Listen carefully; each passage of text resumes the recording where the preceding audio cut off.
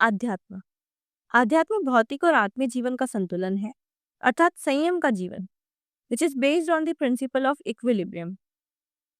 इसे सिर्फ संन्यास से या मटेरियलिज्म वर्सेस स्पिरिचुअलिज्म डिबेट से ही नहीं जोड़ना चाहिए। आध्यात्म कोई संन्यास, पूजा पाठ, नमाज या किसी भी धार्मिक पद्धति से नहीं, ना ही ये किसी एक समुदाय का है। आध्यात्म हर जीव का है और सबके लिए इसके मायने अलग अलग हो सकते हैं। मनुष्य योनि में बार बार जन्म लेने के पश्चात ये मार्ग खुलता है, क्योंकि आध्यात्म के लिए भौतिक जीवन का अनुभव आवश्यक है।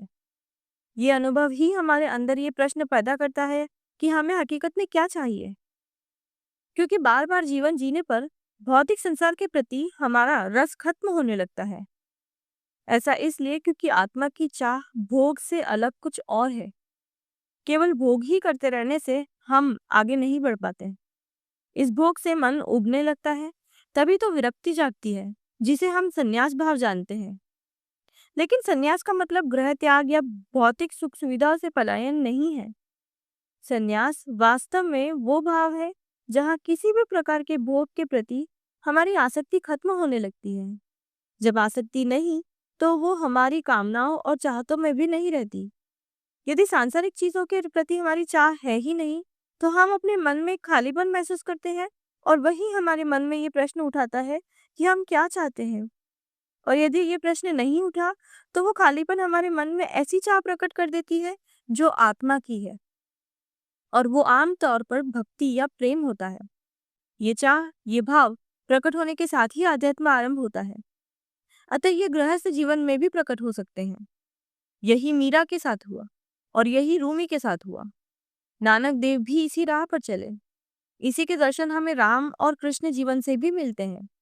वहाँ स्वयं ईश्वर गृहस्थ है, लेकिन आध्यात्म का उपदेश दे रहे हैं। क्योंकि सन्यासी गृह त्यागी है ही नहीं। सन्यासी का अर्थ है जो अपने सत्य में भौतिक सुख सुविधाओं की कामनाओं से परे हो जाए और संयमित जीवन के आनंद के मार्ग पर चले। लेकिन यह त्यागना नहीं है। ये संसार उस परब्रह्म की ऊर्जा रचित है। यहाँ हमारा अपना कुछ भी नहीं। अतः जो हमारा है ही नहीं, उसे त्यागने का हक भी हमारा नहीं। इसलिए ही लगभग हर मान्यता में आत्महत्या अपराध है, क्योंकि ये जीवन भी हमारा नहीं जिसे हम त्याग सकें। तो सन्यासी त्यागी हो ही नहीं सकता। जो त्यागी है वो सन्यासी नहीं। आध्यात्म में प्रेम के सबके आध्यात्म में प्रेम सबके लिए अलग अलग रूप में प्रकट होता है। उसी प्रेम से उनका मार्ग तय होता है।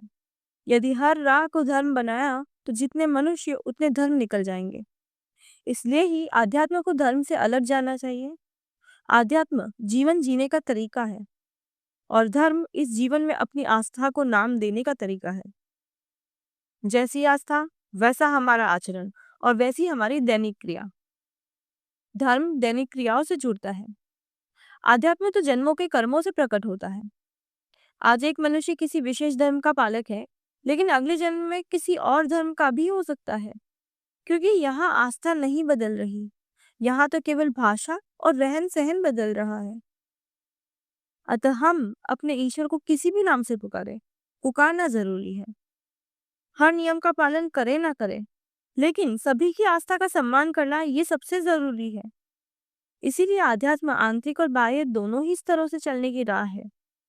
यदि भौतिक जीवन में हम दिखावा कर भी रहे हैं, ईमान का, शिष्टाचार का, धर्म का, लेकिन अंदर से हमें अपने अज्ञान ने इतना घेर रखा है कि वहां जीवन अंधकारमयी हो रखा है, तो वो जीवन आध्यात्म नहीं।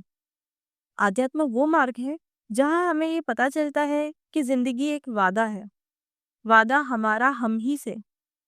वो वादा जिसे निभाने के लिए हम अपनी परछाइयों का भी सामना करते हैं। जहां हमारा अंधकार हमारे सामने प्रकट होता है और उसे हम अपने ही प्रकाश से दूर करते हैं। और इसी राह में हमें जीवन के उन सब रहस्यों का दर्शन भी होता है। ये दर्शन सबके लिए अलग है। जिसे जो दिखता है वो वही बतला सकता है। अतः आध्यात्म मार्ग उसी के लिए है जो प्रश्न करने से नहीं हिचकता, जो ऐसे प्रश्न जगाता है कि खुद खुदा को जवाब देने के लिए आना पड़े। तभी तो कहते हैं कि आध्यात्म वो मार्ग है जहाँ खुदा हमारा हमसफर है। पर वो कौन सा प्रश्न है जो इस मार्ग के द्वार हमारे जीवन में खोलता है? ये भी सबके लिए अलग है। बुद्ध के लिए दुख वो प्रश्न बना। प्रश्न चाहे जो भी हो, उत्तर खोजने की हिम्मत यदि हम में है, तो हमारा मार्ग अपने आप खुलता चला जाता है। परंतु इस राह में अनंत अंधकार को पार करना होता है। लेकिन ये अंधकार आखिर क्या है?